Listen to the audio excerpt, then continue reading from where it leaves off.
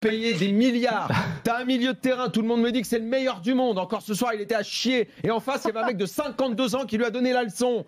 Les défenseurs, Marquinhos, c'est le meilleur du monde. Il a été nullissime. Il y a zéro humilité. Non. Ils font la Fashion Week, ils vont sur TikTok, ils font des trucs. Les autres ne font pas ça. Dans les autres clubs, on n'a pas ça. Il y a qu'au PSG qu'on a cette bande de guignols. Ce sont tous des guignols. Tous des guignols, Jérôme. Merci à Daniel Riolo d'être là. Et je vais vous dire quelque chose. Je vais dire un truc. Il y a souvent un problème à Paris. C'est pas le PSG, c'est Paris. C'est qu'il y a énormément de joueurs aussi qui se disent on va aller à Paris. Parce que Paris, on va sortir tous les soirs. On va faire des soirées. Ça bouge grave. Et on va pouvoir aller dans les magasins. On va kiffer. Paris, c'est une ville exceptionnelle. Donc il y a aussi beaucoup de joueurs qui viennent à Paris pour les mauvaises raisons. Et je pense que, Daniel, c'est ce que tu penses aussi. Hein. Et qu'est-ce qu'il faut faire dans ces cas-là, Cyril, d'après toi? Eh ben, il faut changer de joueur. Non. Il faut qu'il y ait un patron. Ouais. Et que le patron fasse attention à ce que font les joueurs. Bien sûr. Et que la République des joueurs ne s'installe pas. Or, au PSG, ça fait 10 ans qu'elle dure, cette République des joueurs. Donc, au bout d'un moment, le premier responsable de ces échecs à répétition, faut pas chercher très très loin, c'est le patron. Et qui est le patron du club? Nasser Al-Khelaifi.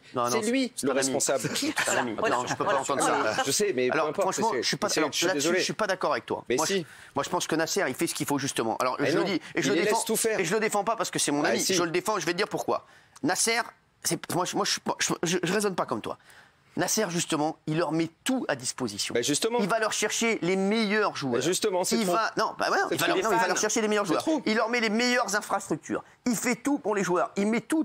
Voilà. Et après, pour moi, le responsable, je le dis. Pour moi, non, c'est même pas l'entraîneur. Pour moi, il y a un responsable. Et en plus, je l'adore. C'est Leonardo. C'est le dire. Si, parce que c'est lui qui choisit les joueurs. Est-ce que tu veux que j'essaye de te l'expliquer? Tant que tu auras Leonardo, tu ne pourras pas avoir un entraîneur fort. Est-ce que tu veux que j'essaye de te l'expliquer avec un domaine que tu maîtrises mieux que moi? L'argent? La télé. Non. Tu animes une émission depuis des années qui marche très bien. Oui. Tu fais des belles audiences. L'été prochain, tu décides pour récompenser, tu augmentes là tout le monde. Allez, 3 fois le prix de la pige. On est bien sûr. Alors, Daniel, il est dans la fiction. 3-4 fois. Ouais. L'année prochaine, les audiences se cassent la gueule.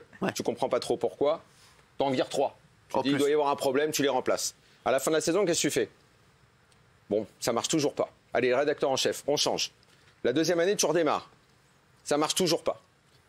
PSG, ça fait 10 ans que c'est comme ça. Ouais. Tu crois qu'au bout de la 3e année, si tes audiences se cassent la gueule, que tu passes derrière France 5, Arte, Gulli, tout, tu crois pas qu'il y a le grand patron qui va descendre et dire Cyril, honnêtement, je crois qu'à un moment, il faut se regarder dans une glace, c'est peut-être toi le problème. Ça marche plus comme avant. Il y a un truc qui s'est cassé. Qui va me dire ça? Au PSG, c'est le prince. Ici, il y a un prince. Qui va me dire ça? Il y a un prince ou pas, Cyril, ici? Fais gaffe quand même.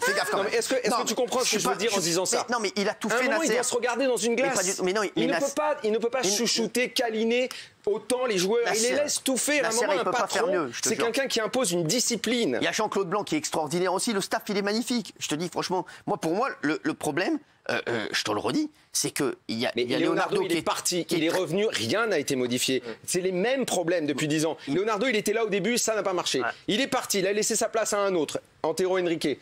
C'est l'époque catastrophe remontada Barça. Il est revenu, Leonardo. Ça ne marche toujours pas. On change d'entraîneur tous les ans, tous les 2 ans. Les mecs partent. Ailleurs, ils gagnent. Ailleurs, il gagne. Tourelle a gagné la Ligue des Champions. Ebri, il a gagné l'Europa League. Mais tu comprends bien qu'il y a quand même quelque chose qui ne va pas. Et à un moment, il y a quand même des questions à se poser. Ton ami Nasser Al-Khelaifi, moi, j'ai rien contre lui. Mais prof de tennis, ça lui correspondait mieux. Non, je suis pas d'accord. Dirigeant d'un club, il sait pas faire. Il ne sait pas faire. Mais tout le monde a ses limites. C'est un mec adorable et très sympa. Je pense qu'il lui faut quelqu'un. Prends-le comme prof de tennis ou de paddle. Moi, je pense que c'est un très bon président. Et je pense qu'il lui manque quelqu'un en dessous. D'ailleurs, si tu as besoin de quelqu'un, Nasser, voilà, pour serrer la vis. Et moi, la vis. Cyril, je vais la serrer la vis. Il y a une seule personne qui peut sauver ce club et qui peut prendre sa place et réussir. C'est Zidane. Moi. Avec plaisir. Non mais c'est vrai. Voilà. Demande à Nasser. Mais il faut que Nasser reste. Je te dis, Nasser, il est très important dans le club et c'est lui qui fait venir les joueurs. Gilles. Mais c'est pas lui qui les fait venir, il a un chéquier, Cyril. C'est facile de diriger quand t'as un chéquier. Tu fais ce que tu veux. Mais ils ont tous un chéquier à Manchester City, ils ont un chéquier aussi. Le seul qui a un chéquier aussi large et qui peut à ce point recruter, c'est lui. C'est facile d'être dirigeant quand tu prends ton chéquier, tu signes. Tout le monde est capable de signer. Mathieu qui connaît rien au foot, il signe des chèques. Daniel, si on t'avait dit, alors bien sûr, tu vas me dire, je le défends. Mais Nasser, si on t'avait dit avant Nasser, le PSG serait largement favori contre le Real Madrid. Et on serait déçu que le PSG perde contre le Real Madrid. Avant l'arrivée de Nasser, avant l'arrivée du Qatar au PSG, tu disais le Real Madrid, si on les battait, c'est un exploit. Le problème, c'est pas le Qatar. Aujourd'hui, le PSG, je te dis, ça fait partie, font partie des plus grands clubs. Ils sont favoris pratiquement contre toutes les équipes. Ils ne peuvent pas être humiliés chaque année parce que tu sais ce qui est en train de se passer. Non, ils ont fait une finale, une demi. Et tu sais, oui, mais sur les 10 ans, il y a trop d'échecs, trop de fiascos. Il est en train de se passer quelque chose de grave, qui est une étape très importante que ton ami va devoir gérer. C'est le rejet fondamental et culturel du PSG. C'est un club qui est détesté partout en Europe. C'est pas vrai, Daniel, aujourd'hui. Aujourd'hui, c'est plus vrai. Pas vrai, Daniel. Non, Daniel, c'est pas vrai.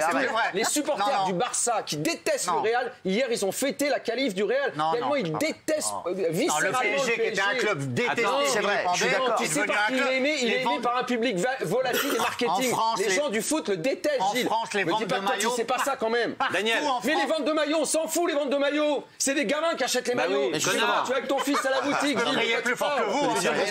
Je te jure que ce que vous avez intelligent. Daniel, juste quand tu les traites de guignols, est-ce que vous êtes d'accord avec Daniel? Ça, c'est pas bien, Daniel. Ça, c'est pas bien.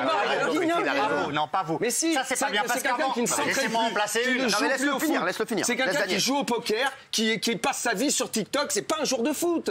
Aujourd'hui, il avance plus sur le terrain. Franchement, moi, il me fait de la peine. Il me fait de la peine. Guignol, c'est quand vous êtes à court d'arguments et ça me déçoit de vous parce que Guignol, c'est irrespectueux. Il y a 2 heures d'émission. Guignol, c'est un morceau. Excusez-moi, là, vous défaussez. Vous l'avez dit ou pas? Alors voilà, déjà Mbappé. Mais moi, je dis Neymar et Messi. Maintenant, vous allez nous dire pas Mbappé. Après, quand Messi est venu à Paris, vous en avez fait des caisses, des kilotonnes. Moi, j'ai dit que c'était une erreur monumentale. Votre émission, arrêtez, Daniel. Gilles, tu vas pas me dire ce que j'ai dit quand même. C'est bon. Gilles, tu vas pas transformer ce que... Moi, j'ai dit dès le début que c'était une erreur de prendre Messi. Vous êtes devenu une girouette et je le déplore. Tu peux pas prendre un mec qui est fini. Non, là, je défends Daniel. Je suis pas d'accord. Daniel, il avait dit sur Messi. Donc, il a dit des conneries. T'as pas regardé l'émission. Daniel, il a toujours dit. Tu vas pas quand même... Tu vas pas... Après, je vous dis, c'est pas une connerie parce que ça a rapporté énormément de sous. En maillot, je peux vous dire, voilà, c'est à quoi ça sert en fait? Oui, mais ça a été énorme. Après, mais à quoi ça sert? Oui, mais voilà, bien sûr à quoi ça sert, mais c'est une entreprise aussi.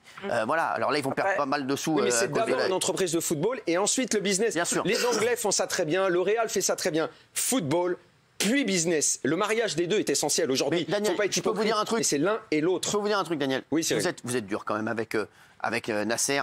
Nasser, il a fait un truc énorme pour le club. Hier, on avait une équipe qui était quand même franchement, sur le papier, elle est énorme l'équipe. Si à la mi-temps, ils mènent 1-0, tout le monde est persuadé qu'ils passent contre le Real, que c'est terminé, que c'est joué. Ça se joue à rien. Il serait passé aujourd'hui, tout le monde aurait dit, bah t'as vu, le PSG a battu le Real, c'est normal. Cyril, ça se joue à rien si c'est une fois. Mais quand c'est tout le temps, c'est comme toi, tu fais du sport, tu sais ce que c'est. Si un match, bon, paddle, je connais moins, donc on va parler tennis parce que tu connais très bien. Tu fais les tournois, si premier tour, tu gagnes le premier set et à chaque fois tu t'écroules. Et à chaque fois tu répètes ça infiniment. Qu'est-ce qu'on va dire? Cyril, mentalement, il est faiblard, il n'y arrive pas. Oui, tu sais très bien en plus comment c'est. Il y a eu un problème mental et un problème physique aussi au PSG hier. Ils étaient très fatigués. Mais pourquoi physique? Les mecs, au lieu de s'entraîner, ils dorment pas la nuit. Ils sont sur TikTok, ils jouent. Enfin, tu vois, au bout d'un moment. À part Kylian, il est vraiment. Kylian, il est formidable. Kylian est formidable. Mais tu l'as découdé. T'étais en train de. Peut-être d'essayer de le convaitre de rester. Qu'est-ce qui va se passer? Il va se barrer. Comment tu veux qu'il reste dans ce club de losers? Ça va être très compliqué. Ça va être très compliqué alors qu'on était peut-être en train de basculer le truc. Là, c'est mort, là. Mais qu'est-ce que tu... Là, moi, à sa place, je suis dégoûté. T'as envie de rester, tu restes à sa place. Là, il faut laisser passer le... Voilà. Oui, il faut peut-être un peu sortir de l'émotion. Enfin, c'est... Oui, Géraldine, tu voulais avoir ton avis? Moi? Oui. Non, moi, je pense qu'il peut rester que si Zidane qui vient. Non, Guignol. Guignol, non, mais c'est très bien. Ah, bah, très bien. D'accord.